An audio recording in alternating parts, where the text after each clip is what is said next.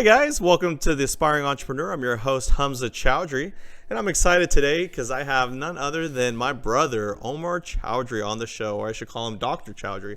And in today's episode, we're going to be talking about, is becoming a doctor worth it? Now, just so you guys know, my brother is happily married, and he has, how many kids do we have now? We're up to four kids. Okay, we have 4 kids. And what I wanted to do was kind of take a moment and sort of learn more about, in our community, it's very common for people, in the Southeast Asian community to think that becoming a doctor is where it's at. Like, that's the career choice, and that's what everyone should do. And what I wanted to know was firsthand from my brother, who's an anesthesiologist, is becoming a doctor worth it? So what I'd like to do is start off by asking you is, what interests you in becoming a doctor?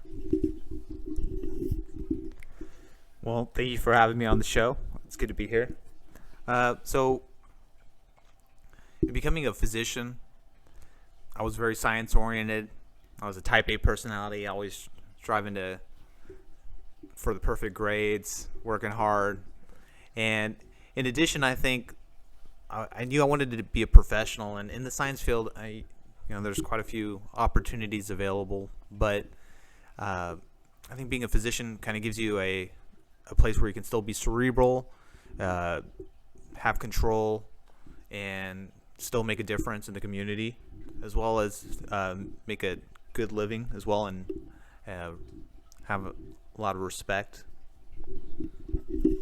Yeah, and you always outshine me in school, right? So this guy was a valedictorian, graduated with honors at Berkeley, went to Beth Israel for his residency. You've always had straight A's. You've always been a really smart guy.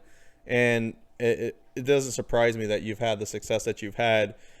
What about being an anesthesiologist, though? Was that specific field versus just, being a regular medical doctor? What made you sort of lean towards becoming an anesthesiologist?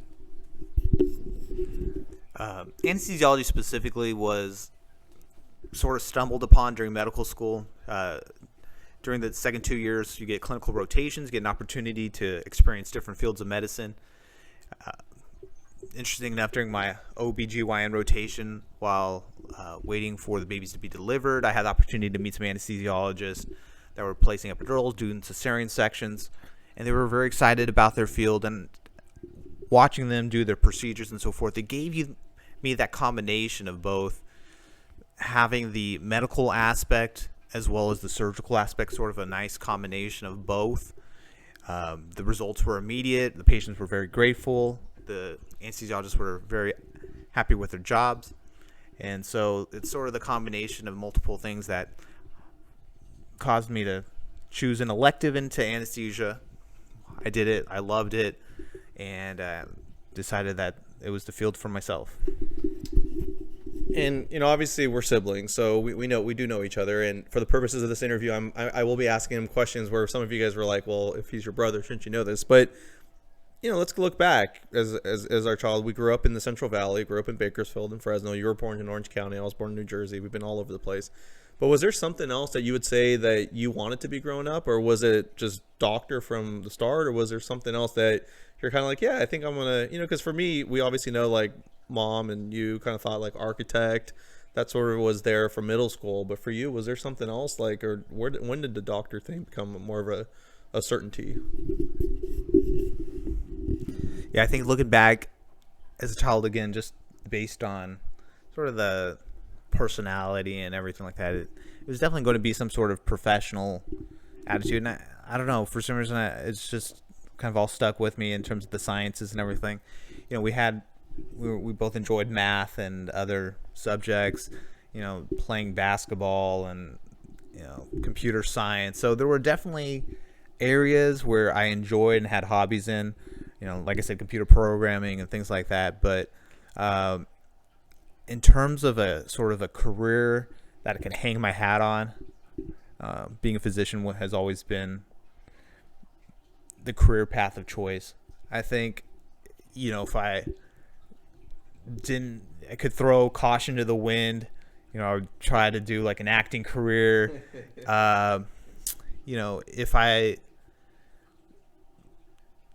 If I could make the balance, that one field I do enjoy is teaching, And in the field of medicine, teaching is an essential aspect of it, and we have the whole academic setup. Once you get into practice, though, you can fall away from it, and so that is something that I do miss. I do have a master's in education as well, to the doctorate degree, and I do hope to utilize that, teaching medical students. I do have them rotate with me. I do occasionally rotate through the academic hospital and work with residents as well and med students. So I do enjoy teaching, and that would be another field that I would pursue, regardless of if I was a physician or not. I think that would be my second choice. So, you've talked about, it's something that you looked at what subject you're good at growing up, and sounds like you had an idea that, like, yeah, you probably could potentially become a doctor. Now, describe maybe briefly for the audience, what's the pathway to becoming a doctor? So we all go to high school together, we all go to school, but then doctors, right, they just kind of take this path of just education forever, right? A lot of us who have friends who are doctors, it seems like, we graduate college, and then you guys go to med school, and then you go to residency, and we're just kind of like watching you guys like, well, when do you guys actually start to like practice and make money and pay all these student loans that you've taken? So can you just briefly describe the pathway of becoming a doctor from the moment you leave high school to the finish line, which is actually practicing? Just describe maybe the time frame and what's involved, just briefly. Sure. So in becoming a physician, it's essentially a grind. Okay, you're going to be carrying a lot more baggage than all of your peers, and your social circles and so forth, personal relationships. These are all going to be put sort of on the back burner just to get through the process. I mean, after high school, you have to do a bachelor's degree, which is essentially 4 years of college. Then during these college years, it's important to be doing well in your classes, try to do some clinical research. You got to study for your MCATs, which is a standardized test exam. And with the combination of that and extracurricular activities, you apply and get into medical school. And then in medical school, you do 4 years, and it's essentially the same thing all over again. You got to do well in your classes. You got to do some research. You also have to study for your exams. Now, when it comes to medical school, you have 3 sets of exams. You have the step 1, step 2, and step 3. The step 1 and 2 you do during med school. 1 is after 2 years, the second step is after the 4 years, and then third is after your internship and residency. So you're doing well in your exams. You got to do your research. You got to do your classes. Find the career choice, and then those residencies can range anywhere between 3 to many years after, because outside of the residencies, you can do fellowships, which is a place where you can specialize. So it's a sub-residency where you can go beyond and focus on a specific field. So in anesthesia, you can take another year to do pediatric or cardiac as options, or pain medicine. So it continues on. I mean, and the field of medicine is a constant education, because as part of our medical licensing, you have to do continuing medical education credits to keep your license active. You have to be board certified in most instances, which also requires persistent exams to recertifications. Everything comes at a cost. You have your college loans, you have med school loans. In residency, you start to get paid pretty basic wages for the 60 plus hours that you work.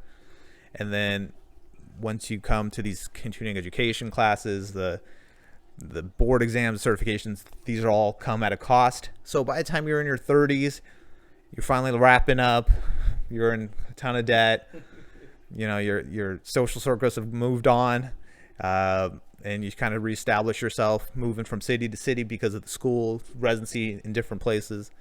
So it becomes, it's a grind, and it's a black hole of sorts. I mean, it's just all a blur. You look back and 10 years of life has passed, and just kind of piece it all together just because of the long hours in the library and the studying and just to get to where you're going. So it's definitely a long grind.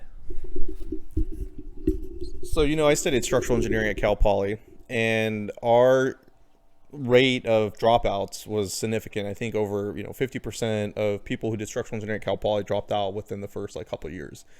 Do you by chance know a number of how many people actually go from the med school part to like actually practicing? Is there a number out there that you know or you've heard of where of people who've actually survived med school and residency and they're practicing? I'm just curious, is it, obviously that number's not 100%, but what would you say is the percentage of people who actually make it through the grind? Well, unfortunately, that's pretty difficult because I would say the biggest drop off is actually pre-med. So there's a lot of people who want to be physicians. They try to do the pre-med education, so they either drop off as they're doing their requirements, kind of figuring out maybe it's not for them, or they don't get into medical school and things like that. So I think the bulk drop off very early. Once you get into medical school, I think the combination of how far you are into debt, there are very few professions. Otherwise, you're going to be spending the rest of your life paying for it if you don't finish. So by the time you're in med school, there are still drop-offs, but it's much smaller, and it can be very difficult for a lot of people to process because you've worked so hard to get to a certain point, and so the only path is sort of forward at that point because again you really want to move on to another career path with all this debt and sort of starting over again. And it's very difficult because, again, you start to get this sort of tunnel vision. You just got to keep moving forward. And that's just part of the grind I was mentioning earlier. Yeah, I mean, definitely a grind. I mean, I remember you, like, when you had already sort of started med school, and it was like the first week you knew, like, the whole human anatomy, like the first week of med school. I'll never forget that, where you're like, point to, anywhere in your body, and I can name it. And I was like, I thought that was incredible because, med school and these schools are very serious. It's not like, what most of us do, which is slack off in school. This is very serious stuff, and it seems like you get knocked out real quick. The serious people they stay, and the people who aren't serious, they just sort of get knocked out, right? You got to keep up with it. So what I like to talk about is something really interesting, and some of you guys who are probably doctors or no doctors, there's this rumor, right, that, and I've seen you do it, like 24-hour shifts. Now, most of us think about, 8-hour work days, and after 8-hour work days, we get overtime. And then after overtime, after 12 hours, we get double overtime. And I've heard you work these shifts, which to me, again, is incredible that somebody can actually work 24 hours in a day and not, I would assume you're not sleeping. So can you sort of help me understand, like, why do doctors work long hours? Like, why? Like, are there not enough doctors out there to just sort of fill in? And is that why you're working 24 hours? Because there's not enough doctors to serve people, or? Right. So it's a combination of factors: access to healthcare and the number of physicians. There aren't enough doctors out there, so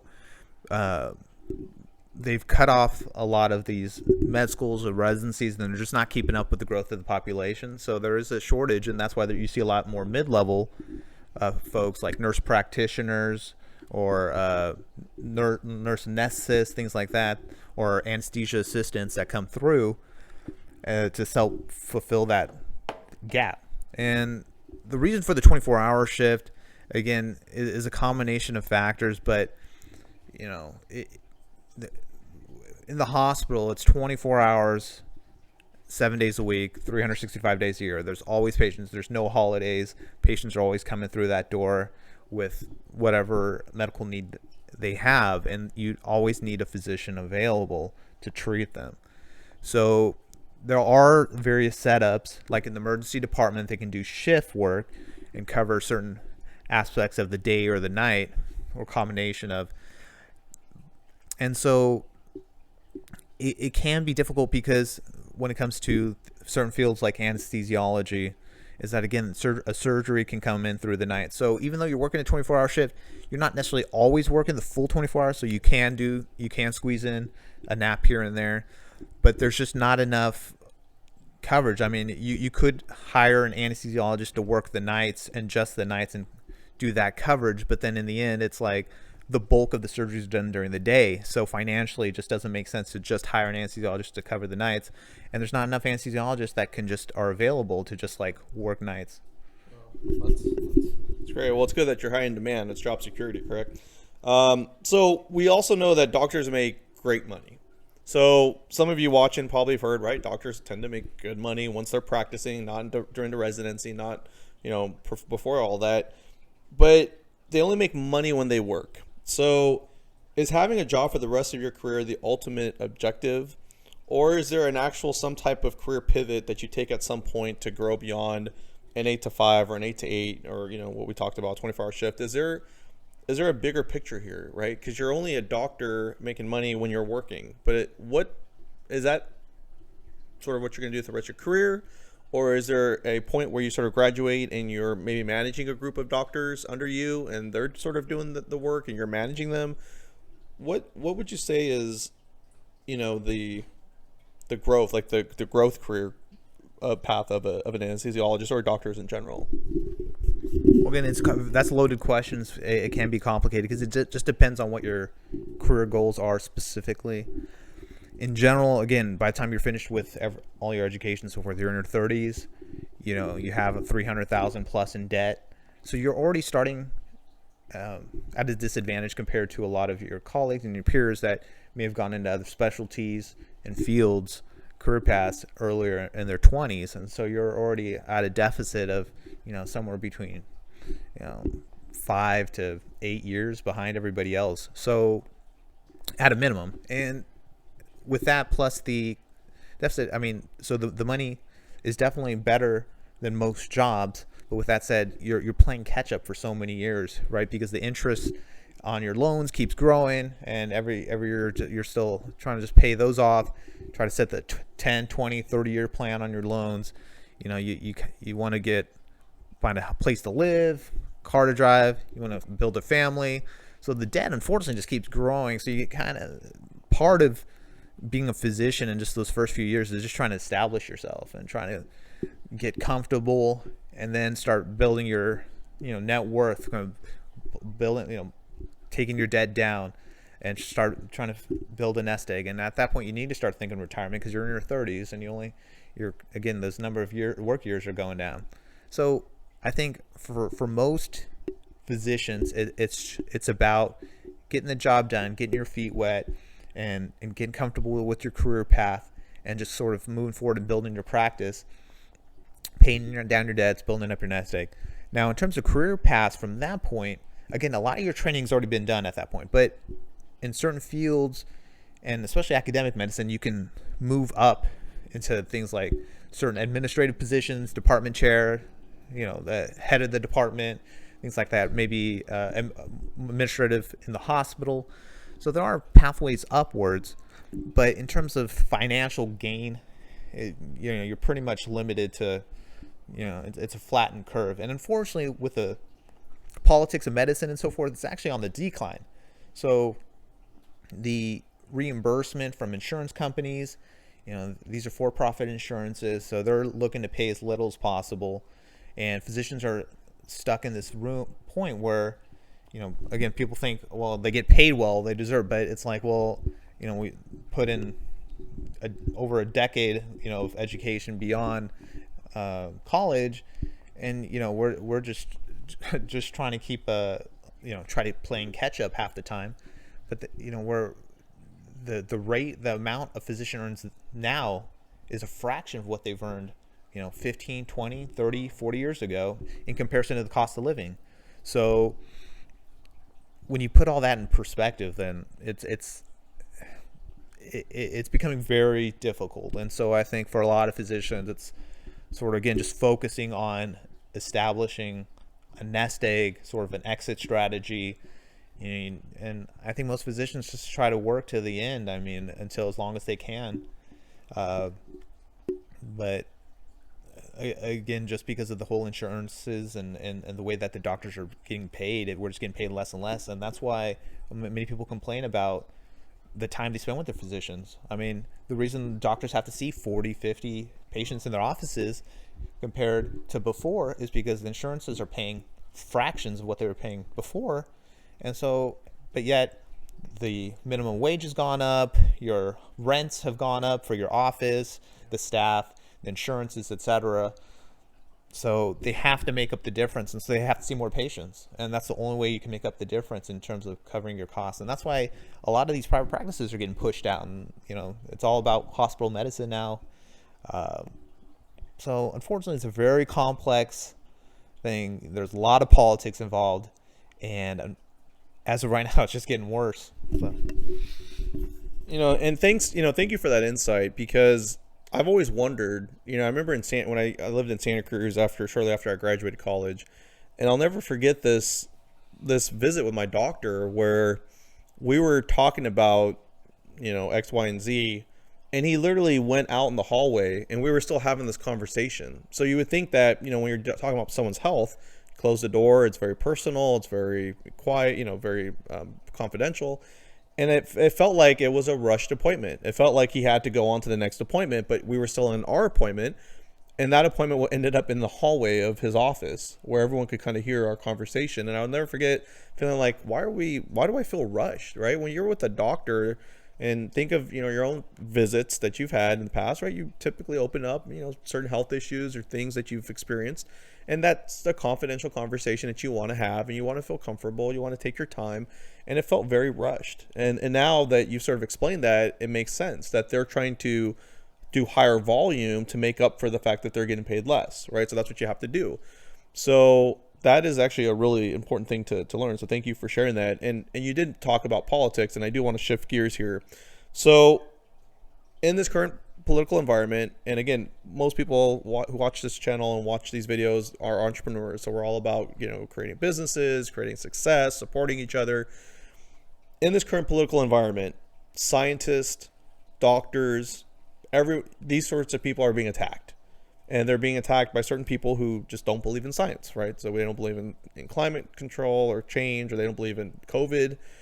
And for people like you who've sacrificed so much of your life, decades of education, your own health, especially with COVID, it just, I guess what I want to know is, how would someone like you respond to those, and maybe, someone watching this who maybe, doesn't believe in COVID for whatever reason, even though it's a worldwide pandemic. Are you offended? And if you're not offended, I guess what I'm trying to figure out is, how do you respond to people who are just sort of these science naysayers, and yet when they're sick or when they do catch COVID, they come see you? So how do you sort of respond to people who, in this day and age, in this political environment, are kind of attacking people like you? Well, I think that's an important aspect, is that as a physician, we abide by something called the Hippocratic Oath, and that's first to do no harm. And for every patient that comes through the door, you treat them. You treat them as if they were your family member. You take great care of them. So regardless of political affiliation, religious creed, etc., you take care of the patient. You make sure they do well, and that's your ultimate goal, because that's, as physicians, that's what we care about, life, and doing the best for the patient, and make sure that they do well. And granted, it's with the growth of medicine and politics and insurances, I mean, the amount of paperwork volume has gone up, and that's another aspect of medicine.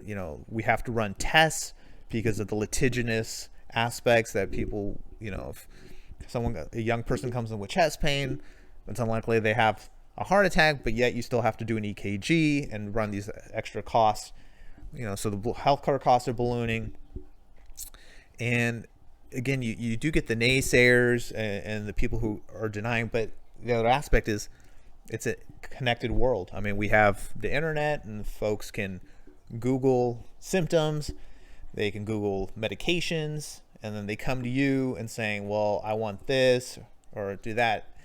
And so the sort of that education and the respect of the physician has taken quite a hit, because folks feel, well, I have the internet at my fingertips, so I probably know about as much as you do, which again, is unfortunate, because you've put in, hundreds of hours into these books to memorize. Like you said, the anatomy, because the whole point of medical school is when you graduate, you can be any physician you want to be, right? They prep you for your residency. So the person who becomes a dermatologist, the person who becomes a surgeon, the person who becomes, a pediatrician, we all take the same medical school classes, and we're all have that same foundation of knowledge going in. So it can be difficult with, folks coming in and saying, well, I think, I want to get this medication or these pain meds, or the insurances are saying, we won't agree to this test. Hospitals are looking to cut costs and they don't want you to do certain things. So you're kind of getting stretched and pulled in all directions. And so you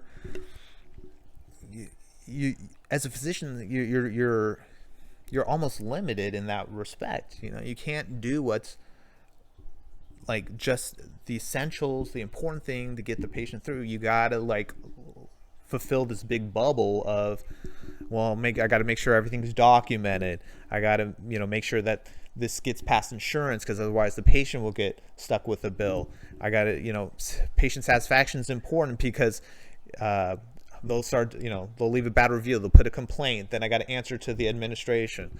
So you're kind of moving away from what medicine's all about, which is just helping the patient, helping people get better. So it's a complicated, and that's why I said it's a very complex field in terms of all the issues that we have to face, and unfortunately it's just getting worse. Again, like you mentioned, that with the political nature, and there's sort of this attack on doctors and science and things like that, and it's really unfortunate, because again, for the bulk of physicians, we're just there to help people, and we care about our patients and make sure they do well. Yeah, it's deep stuff, and obviously, we don't all have the answers, but I could tell you and obviously I know you care about people, and it shows in many ways that physicians are there for us, guys. Like, they're there for us when we're not feeling well. They're there for us 24/7. If you're not feeling well right now and you're having an emergency, you can hop in a car right now and go see a doctor. So thank you for your service. Thank you for all the things you've done. And just in kind of concluding in this episode, and if you made it this far watching, appreciate it. Thank you for supporting the channel. The question is ultimately, you've talked about the career path, you've talked about the decisions that led to where you are, we've talked about reflecting kind of on people's opinions on doctors, and the ultimate question that we want to know as we conclude is becoming a doctor, is being a doctor, is it worth it?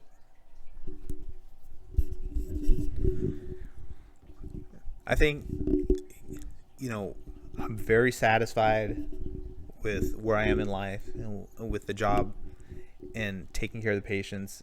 I mean, it's an honor, a privilege to be entrusted with the lives that people come to me and they trust me to get them through surgery. And I can't really think of any other field that kind of gives you that sort of, almost like a power of sorts. It's not really a superpower, but like the power to heal and to take care of lives. So with that said, I mean, it's worth it. It's an investment of your life, your relationships, like I mentioned, the economics to it don't really add up. So but to get to this point, I'm satisfied and I'm happy. It could definitely be a lot better. There's a lot of issues that I've mentioned previously, but I would say it is worth it, but only if you have that self-sacrifice, because it is a sacrifice, right? It's a sacrifice of your life. You're sacrificing, for most of us, it's sacrificing your 20s. Like I said, sacrificing like your social circles, like I said, it's just this black hole you enter, you come out, and the world has changed, and they're just trying to catch up. So if you're willing to kind of give it up for humanity, and again, for a lot of patients, they appreciate it. At the beginning, you'll get some that don't, but you're not doing it for that appreciation. You're just doing it because you care and you want to help people. And I think if you have that in you, that you don't need to be thanked, then yes, it's worth it. Because I think in the end it's almost a thankless job in a lot of ways. Granted, there are a few patients that are very grateful, and I think down deep everybody's grateful to some respect, especially after surgery. But I think kind of if you're in the general public, again, there's just a lot of negative perceptions. So again, you really want to be becoming a doctor because you of that self-sacrifice and that care for humanity. Yeah, I mean that's deep stuff, and again, thank you for your service. Thank you for all the sacrificing that you've done. Again, if you know a physician, you know a doctor, we know that they've sacrificed a lot for our well-being, and that's it, guys. If you've made it this far, I appreciate it. If you have any comments or questions, comment them below in the section. And like I said, you're my brother. I love you, and I've watched you become who you are. And the fact that, like you've said, you save people's lives. I mean, my brother's a hero to many, and I think that's awesome. So thank you for your time. And, again, guys, thanks for watching, and we'll catch you on the next episode. Take care, guys. Bye-bye.